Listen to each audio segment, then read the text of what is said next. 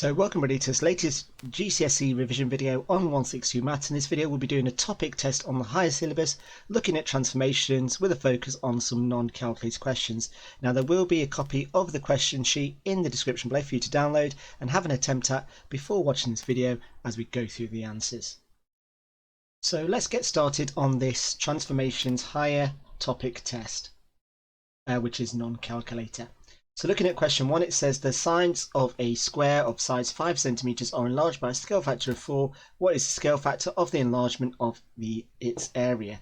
Now for this question you can either look at your knowledge of similar shapes, because obviously the shapes are going to be similar because it's just being enlarged by a scale factor, and looking at the sort of area scale factor and the volume scale factor. Now typically, because they've given you the sides of 5 centimeters, and what they would allow you to kind of think, well, if I draw a square of 5 centimeters, then the area is going to be 25 centimeters squared. Now if I enlarge the sides by a scale factor of 4, that means that each side is going to be 20, and that's going to give me an area of 400.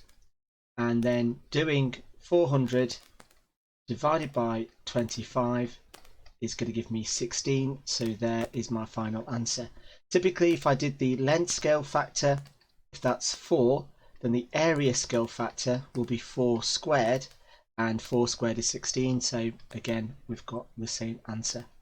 For question 2, it says which of these transformations produces a new shape that is not congruent to the original. Now what congruent means is which of these transformations will the shape not look the same in terms of size, in terms of dimensions, and the correct answer you should have is enlargement.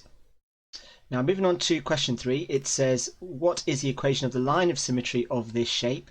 So the line of symmetry is going to be this line here, and as it's only worth 1 mark, you're not going to get a mark for actually drawing the line of symmetry. And what axis that cuts? It cuts the x-axis at 2, so we're looking for x equals 2, which is our second option. So moving on to question 4, it says describe fully the 3 single transformations that maps A onto B. Now when you're looking at these questions, you always need to make sure you're aware of which shape you're starting at and which shape you are ending at. So what we're doing is we're going from this shape to this shape. And what I need to do is write down the 3 possible transformations to get from A to B. So the first one you could have, and these could be written in any order, we could have a rotation.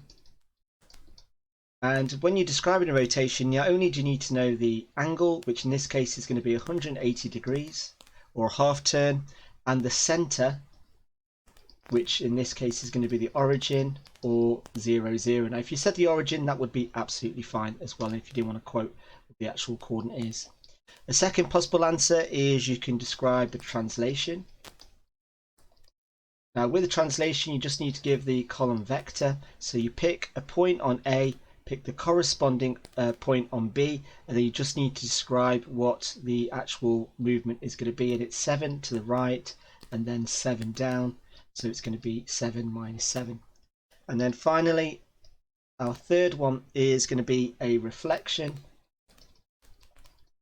and the line of reflection is going to be y equals x. Now it's really important that you do give each of those the transformations its additional bit of information. And again, for this you don't have to plot the reflection line. I'm just showing you how that actually works. And again, you could give those answers in any order. So question 5, it says that triangle A is mapped onto triangle B by the double transformation of that it's reflected in the y-axis and a reflection in the line y equals x. And the question is asking us to describe the single transformation that maps A onto B. So I'm going from this triangle to this one. Now in terms of this, you can see that the orientation has changed, so it's definitely going to be a rotation.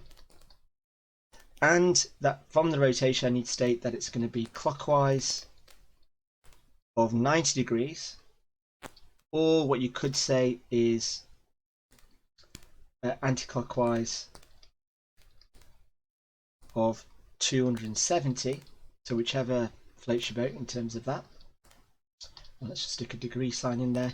And then I also then need to give the center of rotation, So the center of rotation is going to be 0, 0, or I could say the origin.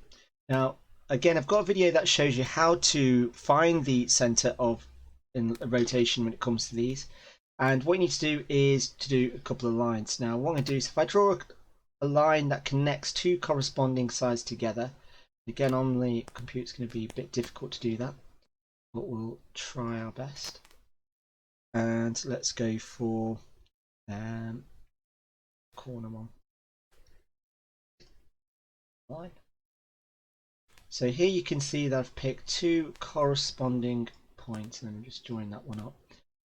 Now, if you're any good with loci, what you then want to do is do a perpendicular bisector of those two lines. So in terms of this, so to find the center of rotation,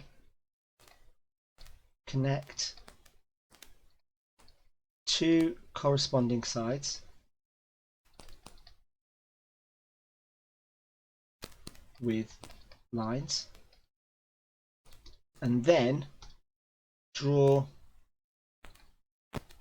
a perpendicular bisector of these two lines. So if I was to do a perpendicular bisector of the pink line and the blue line, you will find that those two perpendicular bisectors will intersect at this point here. Your other alternative is get some tracing paper, or ask for some tracing paper in the exam, and just basically do trial and error to see if you can find it. But that would be the correct method of doing it. But again, if you did miss off the center, you are going to lose a mark, because obviously you get 1 mark for stating rotation, 1 mark for stating the angle and direction, and then 1 mark for the center. So looking at question 6, it says enlarge the shape by scale factor of 1/3 with the center of enlargement being 2, 0. Now with this, what we need to do is, let me just try and get the question and the grid on the screen. And let's go about how to plot this. Now in terms of this, now one thing I'd recommend that you do is try and gauge an idea of what the shape the actual shape of the image is going to be. So here we've got 3, 3, and we've got 6. Now if I multiplied each of those lengths by a scale factor of 1/3, I'm technically going to be dividing it by 3. So my new shape is going to be 1, 1, and 2 in terms of the squares. That's going to be the sides of the square. So here what I'm doing is I'm then plotting the center of enlargement, which is at 2, 0. And then what I then need to do is pick a point. Let's go for this point here. And I'm going to do the center of enlargement to, let's call this point A. So A. And that is going to be 3, 3. Now if I then put the center of enlargement to the corresponding point on my image, let's call that A dash, so let's just call that one A dash, and I divide this by, or multiply it by 1/3, or divide by 3, it's going to be 1, 1. So that point here on this shape is going to be 1, 1 away from that center of enlargement, which is here, and then all I then need to do is just draw, preferably with a ruler, that shape. Oh, and again, that's completely dodge, and should have something that looks like this. Now again, what's always important is you draw your projection lines just to make sure that your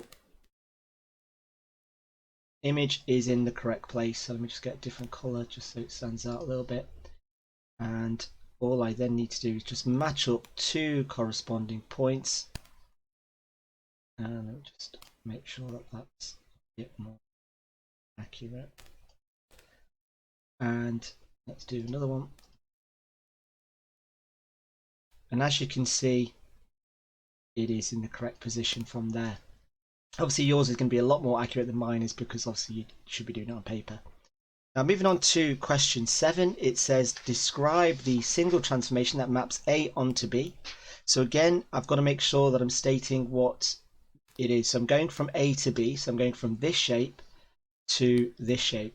So I can see that the shape has changed, so it's definitely going to be an enlargement. I need to state the scale factor, so I can see that it's twice as big, so the scale factor is 2. Now because obviously it's been flipped, it's going to be minus 2. And then all I then need to do is give the center of enlargement. And then to do that, all I need to do is just join 2 corresponding points up. So let me just do just that. And again, it's really bad on a computer. So much easier on paper. Go for this one here. And you can see that the center is going to be at 8, 8.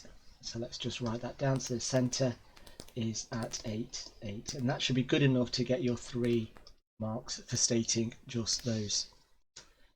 Moving on to question 8, it says all the edges of a cuboid increase by lengths of 10%. Work out the percentage increase of the volume. Now with these types of questions, one thing I strongly recommend that you do is to basically draw a cuboid with nice easy numbers. So for example, if I went for 10 as an example, so 10, 10, 10, the volume is going to be 1,000. Now if I increased each of the sides by 10%, and 10% of 10 is 1, so increasing it is going to be 11. So that's 11, that's 11, that's 11. And so the volume is going to be 11 cubed, and 11 times 11 times 11 is 1,331. Now to work out the percentage increase, well, it's going to be the difference. So percentage change is the difference divided by the original times 100. Now remember, this is a non-calculator question. So here we've got the difference between these two numbers, which is 331, divided by the original, which is 1,000, and we multiply that by 100. Now from this I can cancel things down, so that 0 cancels with that cancels with that. So all I'm left with is 331 divided by 10, which equals 31.1%. And there is my final answer and the end of this transformations non-calculator topic test.